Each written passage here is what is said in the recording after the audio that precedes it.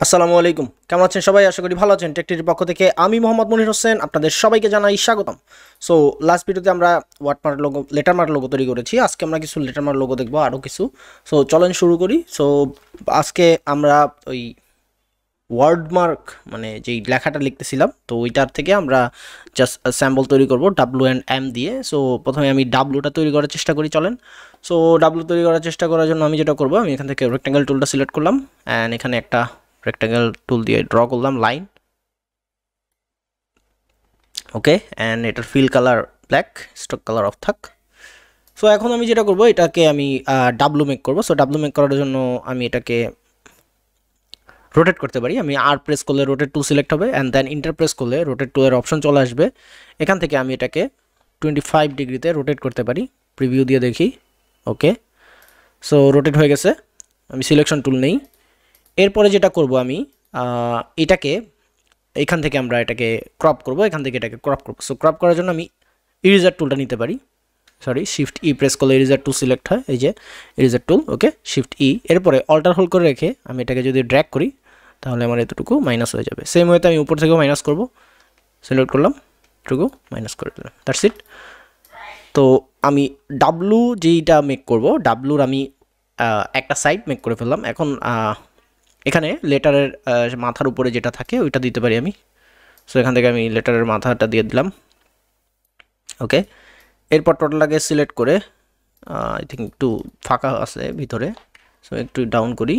এরপরে টোটালটাকে সিলেক্ট করে আমি এখান থেকে ইউনিট করে দিই। সো ইউনিট হয়ে গেল। এখন আমরা যেটা করতে পারি সেটা হচ্ছে যে আমরা কর্নারগুলোকে রাউন্ড কর্নার করে দিতে পারি। সো এটাকে রাউন্ড করলাম অ্যান্ড এটাকে রাউন্ড করলাম, দ্যাটস ইট। এখন আমরা যেটা করব সেটা হচ্ছে যে এটার আরেকটা কপি করব। অল্টার হোল্ড করে রেখে কপি করলাম। ওকে, আমি একটা কালার দিয়ে এটাকে রেড কালার দিয়ে দিলাম। এরপরে আমি যেটা করব, এটাকে আমি রিফ্লেক্ট করে দিব। ট্রান্সফর্ম, এখান থেকে reflect and okay, vertically reflect হচ্ছে 90 ডিগ্রিতে অ্যান্ড রিফ্লেক্ট হয়ে গেছে। এবার এই দুটাকে আমি সেম ক্যাটাগরিতে রাখবো। সেম ক্যাটাগরি বলতে হচ্ছে সেম লাইনে রাখবো, নিচের থেকে একই লাইন। ওকে, এখন আমরা যেটা করবো, আমরা এখানে একটা রাউন্ড, হালকা একটু রাউন্ড করবো। সো রাউন্ড করার জন্য যেটা করতে পারি, আমরা এখানে একটা ইলিপস টুল নিতে পারি। এল প্রেস করলে চলে আসে ইলিপস টুল। ওকে, তো এখানে আমরা আমাদের একটা সার্কেল ড্র করব। সো আমি অল্টার অ্যান্ড শিফট হোল্ড করলাম, এরপরে ড্র করলাম। তাহলে যেটা হলো যে এটা দুই সাইড থেকে বড় হচ্ছে। ওকে, একদম সেন্টার থেকে দুই সাইড থেকে বড় হচ্ছে। সো আমি এতটুকু রাখলাম। সিলেকশন টুল সিলেক্ট করলাম। এটার একটা কালার দিয়ে আমি এখান থেকে ব্লু কালার দিলাম। ওকে, অ্যান্ড এটাকে যদি আমি ড্র্যাগ করি তাহলে দেখেন এটা জাম্প করতেছে, এক পিক্সেল থেকে আরেক পিক্সেলে জাম্প করতেছে। সো আমি এখান থেকে ম্যাগনেট যেই চিহ্নটা আছে এটাকে উঠাই দিতে পারি, তাহলে এটা জাম্প করবে না, এটা স্মুথলি মুভ হবে। ওকে, এখন এই দিকটাতে আমরা যেটা করব সেটা হচ্ছে যে এখানে যেন টোটাল জিনিসটা একদম লাইনের সাথে ম্যাচ থাকে, লাইনের সাথে মিলে যায়, এরকমভাবে করতে হবে। সো এই জন্য আমরা কন্ট্রোল ওয়াই প্রেস করে আমাদের আর্কিটেকচার মুড নিয়ে আসতে পারি। এরপরে আমরা এখান থেকে দেখতে পারি যে কোন সাইডে মিলেছে, কোন সাইডে মিলে নেই। দেখেন এখানে কিন্তু মিলে নেই। সো এটাকে আমরা একটু ডান পাশে নিতে পারি।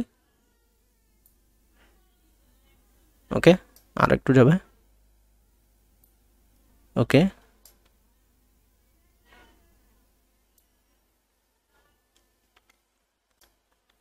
আমরা শিফট হোল্ড করে এটাকে একটু বড় করে দিতেই পারি, তাহলে দুই সাইড মিলে গেল। এবার কন্ট্রোল ওয়াই প্রেস করি, তাহলে আমরা আমাদের আগের অপশনে চলে আসব।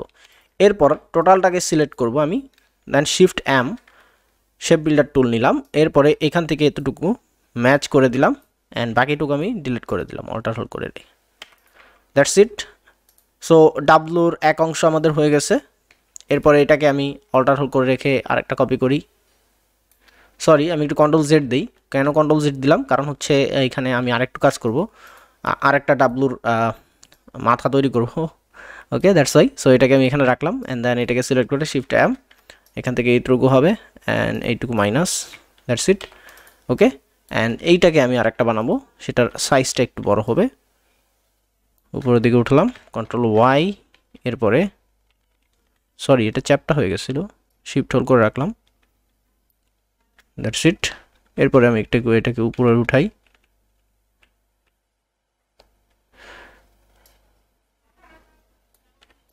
ওকে, দেন কন্ট্রোল ওয়াই, আমরা সেম মোডে চলে আসলাম। শিফট এম দিয়ে শেপ বিল্ডার টুল নিলাম, এন্ড এখান থেকে আমি এটাকে ড্র করলাম আর বাকিগুলোকে মাইনাস করে দিলাম, দ্যাটস ইট। সো আমার কাছে দুইটা ডাব্লু তৈরি হয়ে গেছে। এরপরে আমি এটার কালারটা চেঞ্জ করে দিই অ্যান্ড ওকে, এটার সাথে এটার এইটুকু নিয়ে আসি অ্যান্ড এটাকে একটু কাছে নিয়ে আসি। তাইলে আমরা দেখতেছি এটা অনেকটাই ডাব্লু মনে হইতেছে, ঠিক আছে। অ্যান্ড এটার সাথে আমরা এম অ্যাড করবো। সো আমি এটাকে কপি করি, অল্টার হোল্ড করে কপি করলাম অ্যান্ড রোটেট করে দিই। ওকে, রোটেট করে দিলাম। That's it, simple. সো এখন আমার এটা ডাব্লু অ্যান্ড এম দুইটাই মনে হচ্ছে অ্যান্ড এটা একটা লেটারমার্ক লোগো তৈরি হয়ে গেছে। সো আমি এটাকে কন্ট্রোল জি দিয়ে গ্রুপ করলাম। এখন এটাকে আমরা এইভাবেও দিতে পারি, এটা আবার এটাকে আমরা সার্কেলেও দিতে পারি। সো আমি একটা সার্কেল করলাম। ওকে, অ্যান্ড এটা একটা কালার দিই, ব্রিং টু ফ্রন্ট করে দিলাম। এরপর এটাকে আমি মিডলে নিয়ে যাই, একটু বেশি বড় আছে, একটু ছোট করতে হবে।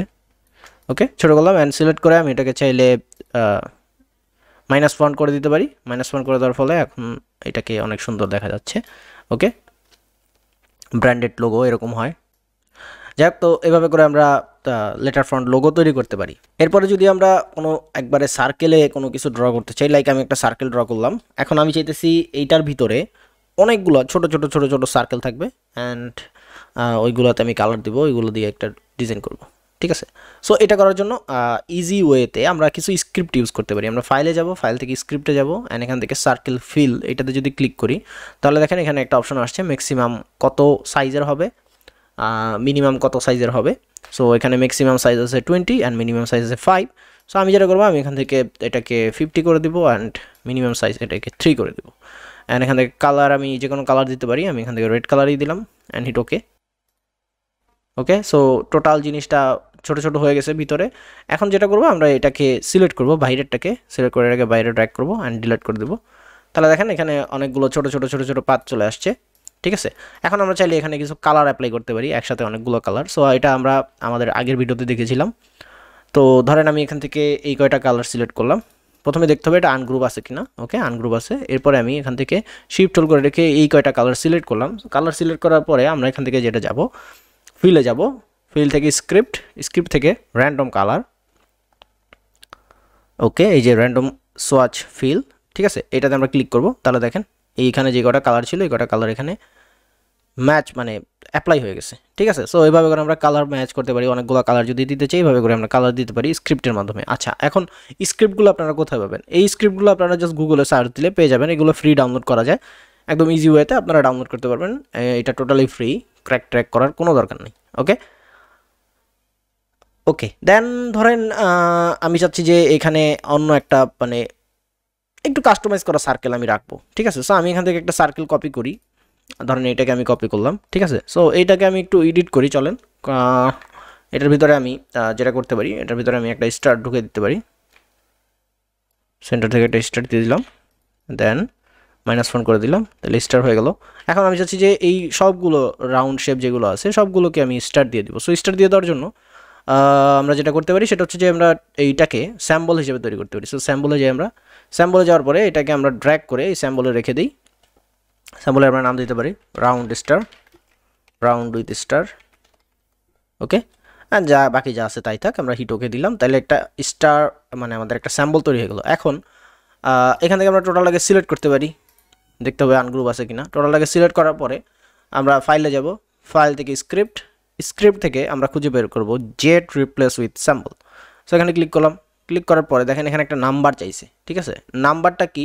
Inter the number of the symbol you want to replace is selected object. So symbol নাম্বারটা কত? এখন নাম্বারটা কোথায় পাবো? নাম্বারটা হচ্ছে আমাদেরকে এভাবে কাউন্ট করতে হবে, 1 2 3 4 5 6, 6 মানে 6, 12টা, 13 14 15 16 নাম্বারটা, ঠিক আছে।